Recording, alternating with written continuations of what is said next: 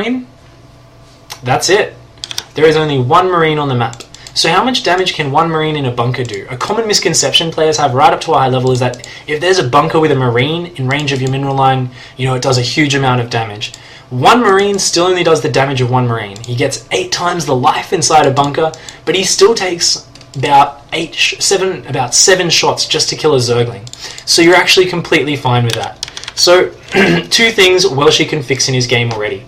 Having a drone at your natural always. I do this every game. If you've watched me streaming, I always bring a drone to my natural when it's about a half, 2/3 done to stop these bunkers building. The next thing, if a bunker does get up, if you've seen a gas, you know there's no 2 racks. So you can safely say, with the vision you have, he's only going to be able to get 1 marine in there maybe. I only need to build about 8 Zerglings. So that's what we've seen Welshie reacting with. And you won't really get them out in time to stop this marine getting in. As you see, they pop just after he gets in. What you can do is pull your drones away. You can wait. You can just build your 2 queens as normal. You see plenty of money. And then you just stop extra marines making their way to the bunker. As long as there's just 1 bunker to contend with, 8 Zerglings and a queen can deal with that easily, especially if you use the queen to tank. So all it's going to do is deny mining here. You just send your drones back into your main. You keep building drones. When your queen pops out, you attack the bunker, bring your 8 Zerglings, clean it up, easy peasy.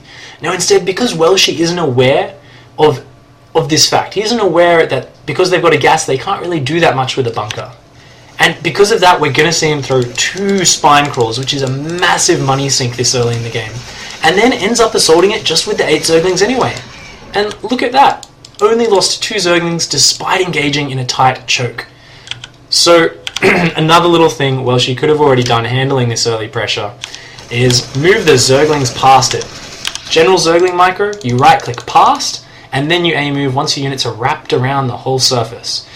As it is, only 3 Zerglings attacking at a time, not what you want at all. So what we've seen at the start of this game, guys, is an economic deficit for Welshie. So he's going to be behind, and he's going to have to be dealing with reactor Hellions. So what we've actually seen here is something I see quite a lot, and I'm often surprised by when I watch lower league replays, is that you'll often see a Terran player with a really refined opening build order. And that's what, you know, this Terran player is doing that. He's doing your standard reactor Hellion expand with a bit of marine bunker pressure, which is exactly what you see right at the top level. You see this in the Grandmaster League. You see this at professional level every game, executed actually quite similarly. Check that out. Oh, I caught a mule coming down. Awesome. So what you guys, so you want to take into account that, you know, if a silver Terran player can have his build this refined out as well as a pros build, the Zerg player needs to have the same thing. And it's not actually harder. People like to say Zerg's harder. You know, there's a lot more things you need to click, like injecting and that sort of thing. But otherwise, Zerg isn't that hard. So let's continue watching this game. Sorry for all the pausing, guys. And yeah, we're going to see 2 spine crawlers. This is a massive investment. Now, if you haven't taken damage from that bunker, if you've got all these Zerglings, if you don't have to build all these Zerglings, you've just got more drones. 2 spine crawlers is perfectly fine defense against reactor Hellions. It's a really good move. But why isn't that a good move in this game? Now, you're all probably thinking, well, that's obvious. It's because he took this damage from the bunker. You know, he lost mining time. He had to build Zerglings. His queens are delayed. Not just that. It comes back to Welshie's opening build order. So, if you guys actually recall, he took his gas down here really, really early, has mined 300 gas, which he hasn't been able to do anything with yet. You don't need to get your gas early. It's much, much more efficient actually to delay your gas as much as possible. You can still tech very fast if you just get your minerals up faster and then take all your gases in a quicker succession later on in the game. Now, that's also another kind of common misconception that players have. A lot of players that I talk to, they say, well, if you're getting your gas later, your tech's going to be delayed so much. What they don't realize is just how much getting out extra drones, harvesting minerals, being able to spend every lava the moment it pops, how much that boosts your economy. That actually speeds up your entire build, so you can be up at 4 gases at the same time where if you took those gases earlier, you slowed down your economy, you might only be harvesting out of 2 gas geysers. And you might have, say, an extra, your meters might be out 30 seconds faster, with the earlier gas, but you've got so much less economy behind it. You might not be as saturated. You won't get as many mutas by, say, a minute or two later. The player who took the later gas will have many, many more mutas. They'll have the money to take a third base, and they'll be in an all-over stronger position. So I guess I like to call them Nesty rules. Delaying your gas, delaying your lair are two things he loves to do. He likes to take just a little bit of gas for really necessary things like metabolic boost, a couple of banelings.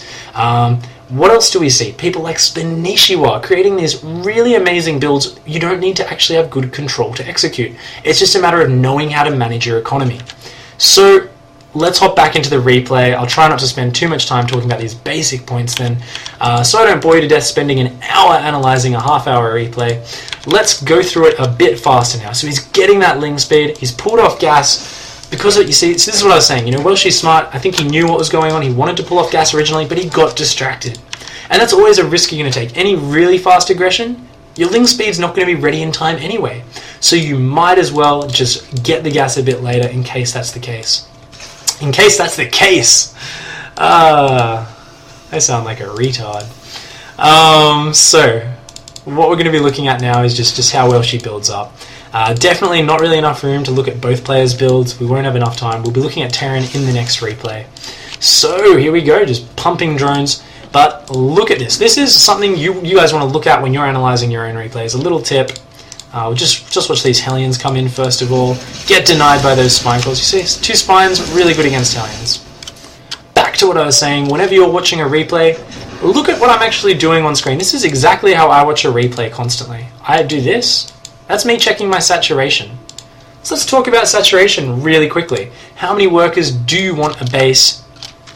More than this, more than this. Basically, when you box them, taking the queen out, that's 15 drones. There's 8 a row. And a maximum saturation would be an entire screen, 3 rows of drones. But the truth is, these closer patches, a third drone isn't really going to help on these mineral patches. So what you actually want is just about 20. 16, so 2 rows up to another half row maybe in the third row. Somewhere between 16 and 20 workers per base. So this is something that I check constantly when I'm watching my replays. I'm looking at them and going, how is my saturation going at this time? Or how is my saturation going, compared to his? He's well oversaturated, but he's only got, he's just nicely saturated, but he's only got 1 base. So, I'll bring up that harvester tab a lot, of course, and we'll see, the Zerg's only 1 harvester ahead, probably should be quite a little bit further ahead at this stage of the game.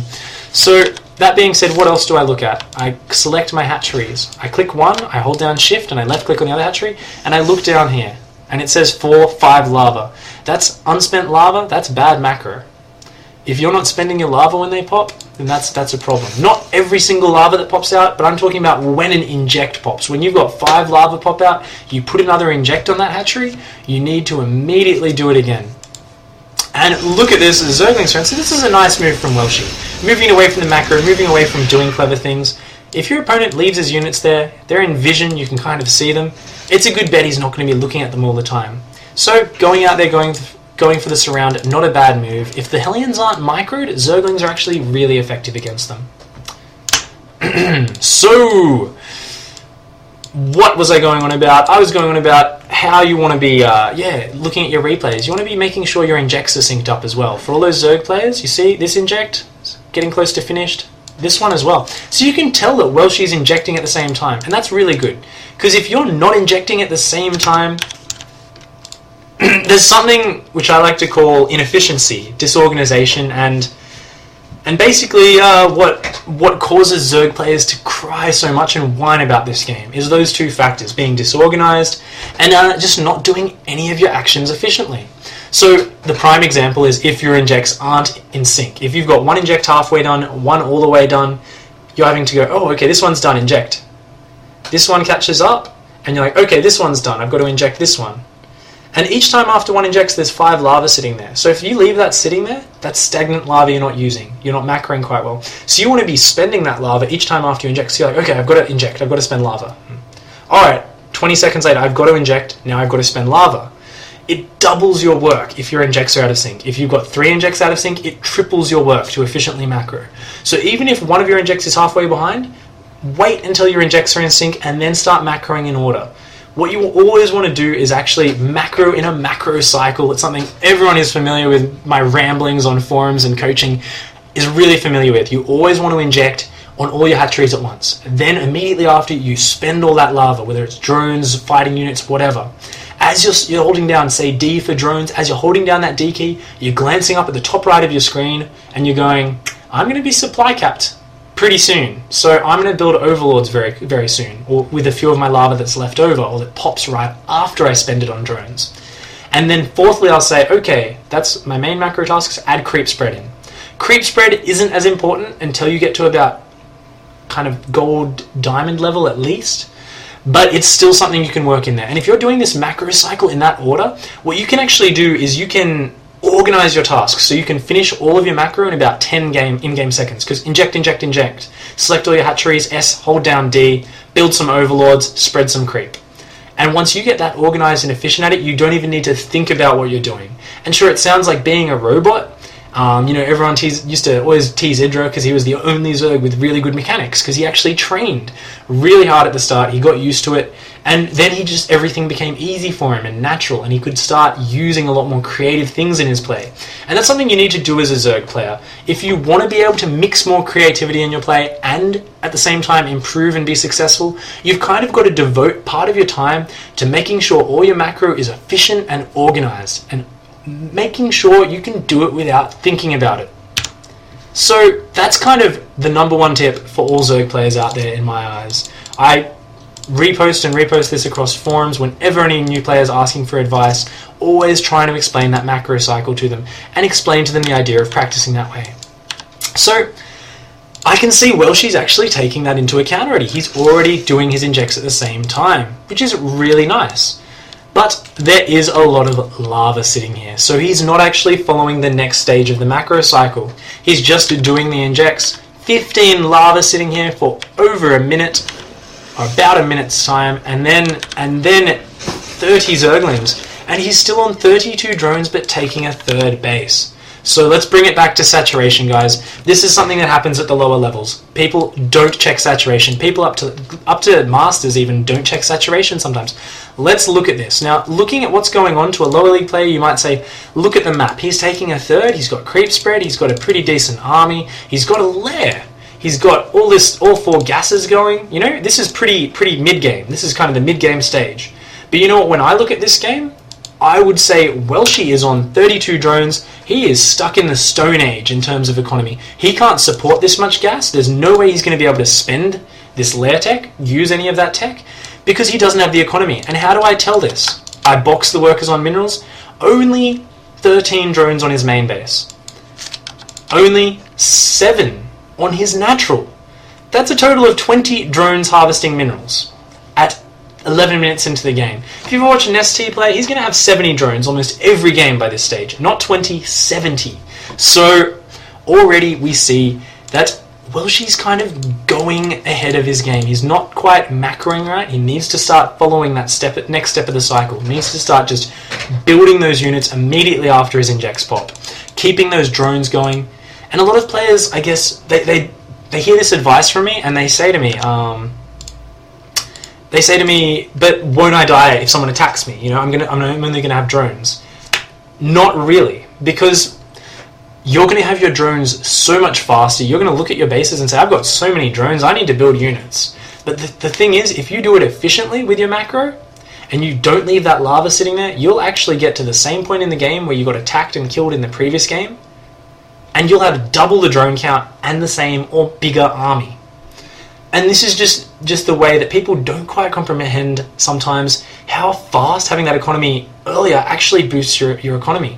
And this is something I myself have only just been starting to grasp. Starting to play with some really high level Korean Grandmaster players, I get shocked by how much I get schooled. And I watch the replay, and using these tips, I've started analysing them, and I've realised they squeeze another inject here. They squeeze more workers out here. They're always pushing their economy as hard as they can.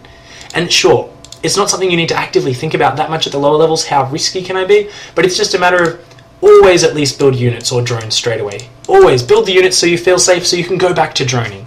Don't just sit there with your lava unspent. So guys, Here we go, back into the replay. Let's get on to some more exciting, less kind of fundamental advice. So, I think what we're going to see from here is we are going to just... Oh, nice ambush. I do like a good ambush from a Zerg player. Unfortunately, we